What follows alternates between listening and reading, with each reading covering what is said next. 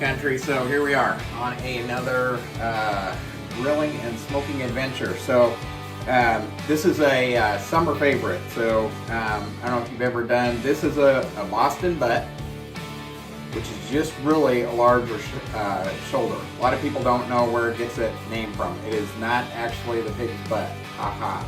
It is actually, it's just a bigger portion of the shoulder.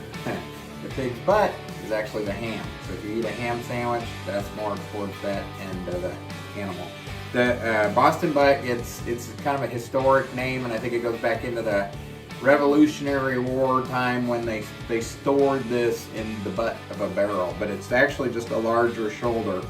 So everything that you're watching here, if you want to just do a pork shoulder, it's going to be very similar, except for just length of time on cooking. So anyway, we're starting off with the pork butt here. I got my handy dandy duck fat. A lot of times I spray on the duck fat first. Duck fat, as you've heard me probably say, does not have its own flavor. It only enhances the flavor of what you put it on. I got Timbo's here. Timbo's has a specific pork rub, and of course Timbo's has no MSG, no nitrates, so you can liberally just put the dry rub here on the top. And you can see, and if you follow a couple of my videos, you know when I get on the smoker I use the tin pans. And the reason I use the tin pans is so that all of my drippings don't go down the grate and I don't lose them. I want to keep, I'm going for moist and tender and then a nice finish. And so I'll show you how to do that. Also using a little cracked Himalayan salt. Salt kind of breaks down the fibers of the dry rub, and we're doing this in advance. At least about 24 hours or so. You can do a little bit more than that. Also some cracked pepper. So sometimes you can put a little, I always like to put a little bit of garlic as well. So that's where we're starting off. We're all ready for the night. I'm gonna put this into the fridge, and then tomorrow I'm gonna light up the smoker and we'll get started there next. Okay, good morning EC Country. If you've seen me smoke before, you know I don't use Traeger or green egg. Use real wood, hardwood. So mostly oak. Sometimes I have a little pine in there to get it started, but as you can see, I've preheated the smoker. And here is the Boston butt. And I use a pan, and then I buckle it down with the tin foil. So before I get going here, I'm gonna buckle that down. You can see I got it about center of the smoker there.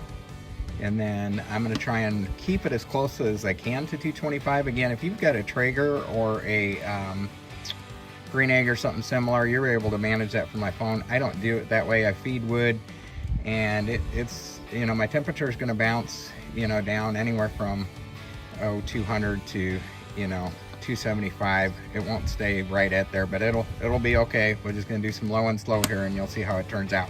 Okay guys, this is what I love about, look at, you get grilling and smoking, you get to enjoy the great outdoors. So here's my Oklahoma Joes again.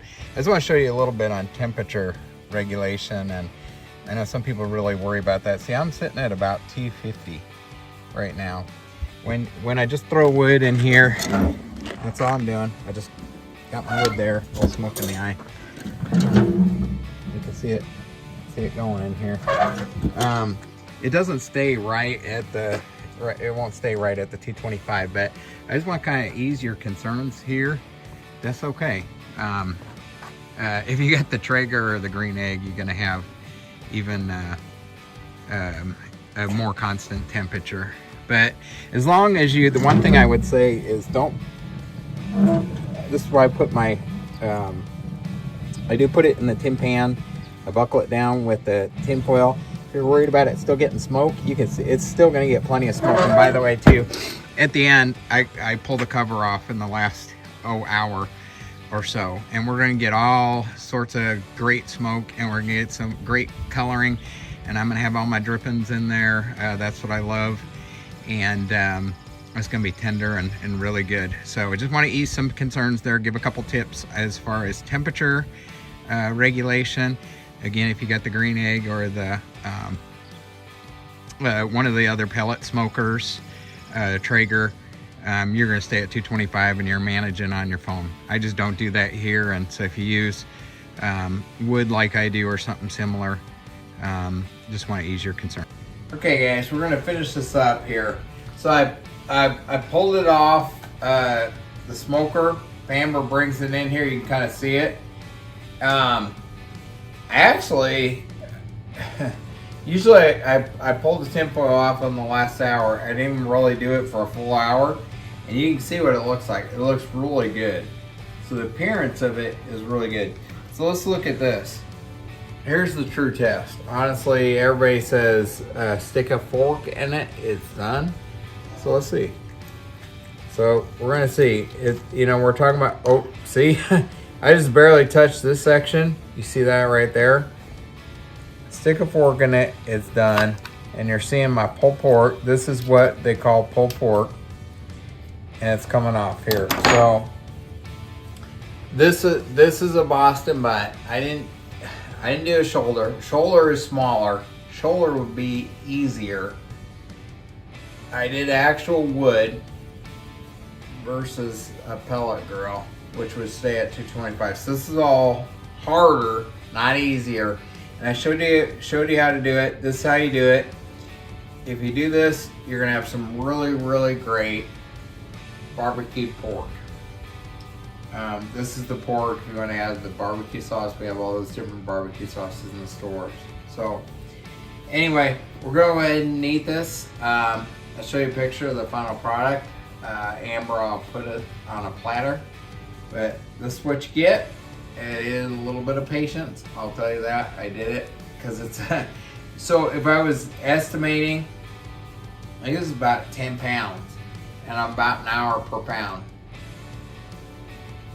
So it's just going to depend on, but I always tell people too, don't depend on, oh, so I'm going to cook a 10 pound for 10 hours. Not necessarily. So you have to take the temperature. It's all by the temperature. When you hit that 200 degrees, 203, something right there, you're going to get the pulled apart pork or brisket or whatever it is. So that's what I would tell you to do is go by temperature, not by length of time. But length of time is also what everybody wants to know. So about an hour per pound. That's how I got here. You can see how it is. You can see how beautiful this is. We're gonna enjoy that. Thanks guys. Bye.